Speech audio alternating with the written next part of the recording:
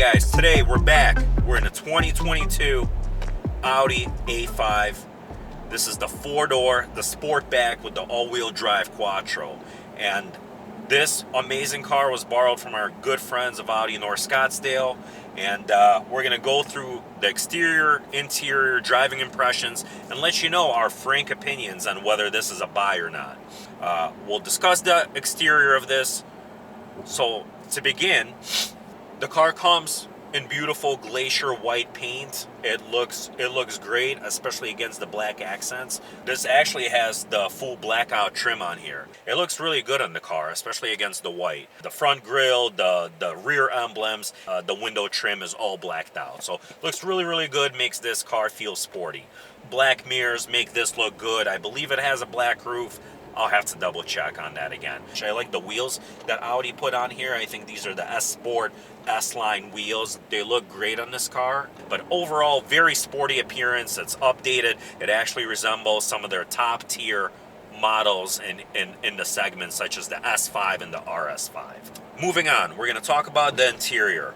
The interior is really great, typical Audi fashion interior. It has the digital gauge. It's got the infotainment system here. They did get rid of the scroll wheel that you used to get on all the Audis. Now they merged. This is a fully touchscreen infotainment here. I don't love it. I don't hate it. It's all right. It is within hand's reach. The one thing I kind of don't like about it is it really looks just like a tacked on iPad in here.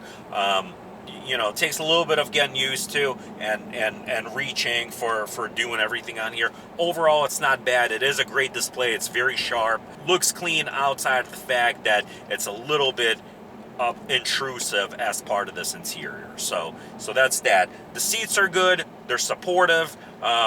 I think a lot of people criticize the Audis. They say the seats are overly on the firm side.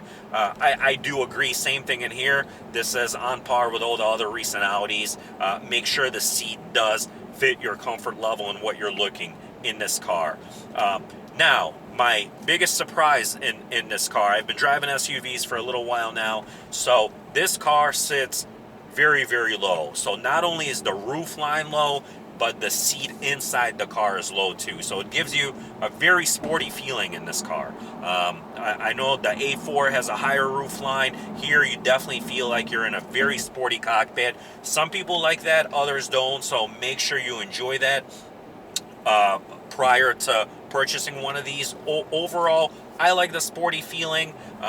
Some people like to sit up higher, so it really all depends on your preferences. The car rides extremely well. If you're looking for a quiet, serene drive, this almost can't be beat. It's very hush on the road. There's no extra burbles or pops or anything you get with some of the sportier trims of this car. So if you're looking for the most luxurious ride, this close to base A5 is the way to go. I don't believe this is a prestige package. It does not have the heads-up display or some of the other things the top tier lines come with, but overall it's packaged very well. It does have heated and cooled seats in here. It's got the Bang & Olufsen stereo, which sounds, very well. Memory seats. Honestly, close to almost every single gadget and goodie you can almost ask for in here. Back to the interior, the AC controls. I love the fact that in the A5, A4 line, they still keep the physical knobs and controls to the AC. Some of the Audis, they started getting rid of that and putting it in its own separate touchscreen. I really enjoy the fact that you can adjust the controls and your desired output for both the driver and the passenger in this. So overall, I think that's spectacular. The piano black trim looks great in here. I haven't actually seen a lot of Audis as of late with the piano black trim, but that looks good. Every touch point feels fantastic in here. This armrest feels soft.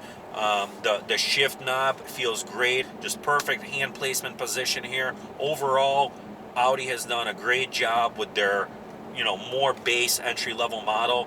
I believe this car, MSRP, is somewhere in the high 50s. It has all the basics in here.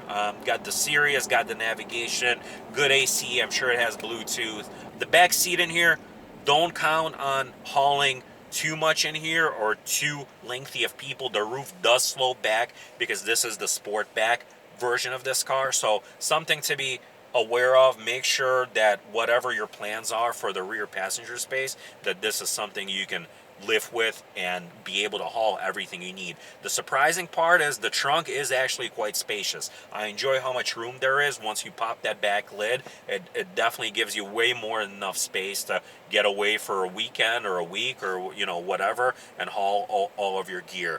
The roof here, so it's not a full moonroof. It is just a small moonroof over here, typical of small sedans. I like the fact that Audi finally put the mesh cover that completely blocks out the sun. For years, they and other manufacturers used to put this kind of half mesh in there that definitely would bake you out. This is a fully blacked out roof. Also, the black headliner looks nice. The black interior looks great. The aluminum trim looks quite spectacular. I really have no gripes with this interior, outside of the fact that, again, you got to be aware that this is a car on the smaller side, right? So you will feel like you're in a more or less, you know, a small sports sedan in here. So don't expect plenty of room, but it does give you everything you need to do your daily commute in luxury and being very comfortable. I really have no gripes with much of anything in here. The way the car drives, again, very zippy, very easily tossable. This is a 4-cylinder engine, plenty power all around. I'm actually quite taken and surprised how well this 4-cylinder turbo picks up and goes. If you enjoy power, you'll definitely like the kick you get in this car. I like how light on its feet it feels. Many of these newer cars get so bloated with weight and electronics, and feels like you're lugging around just bricks literally behind you. Here, this car feels very light and agile on its feet. Almost, I'd say, sometimes better than the 6 or 8-cylinder counterparts of some of these cars. They can really weigh this car down. Alright guys, we're at a light. We're going to see what this thing can do. It's like I said, it's very zippy. It picks up fast. I think that all-wheel drive helps as well. It's in sport mode currently. And, oh man, wow. Wow. Really does put you in your seat. It's it feels great. Just a very linear acceleration. The turbo kicks in almost immediately. Last S4 we owned with a single turbo, it definitely takes a little while to come on. Here it's like snappy. It's very quick. The shifts are quick. The auto transmission in here is great. I believe it's a dual clutch transmission in here, which is another pro of pairing that with the 4-cylinder engine. It makes for very quick and smooth, snappy shifts in here.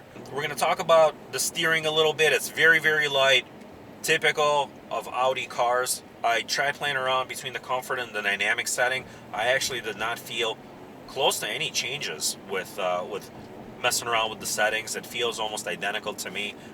So it is very light steering. It makes it very easy to just toss this car around. Really not much to it, and really don't have to put in too much effort to drive this around. Overall, I enjoy it. Some people like a more sportier or heavier steering, but this is the way Audi's been as of late. Overall, very, very great. I have no complaints with the way this car drives, and would make a fantastic commuter day to day, and a fun one at that. All right, I hope you guys enjoyed this 2022 A5 review. Throw some comments in the comment section. Also, if you guys are interested in watching a little POV of this car, it's going to be featured in a separate video that we're going to do for you. You can follow the link. We have the link in the description to see the POV. You'll get, kind of first-hand view of what this car is to drive like around town. So tune in on that. If you want to hear more feedback about the car, feel free to ask. Otherwise, we'll see you next time on the Desert Road.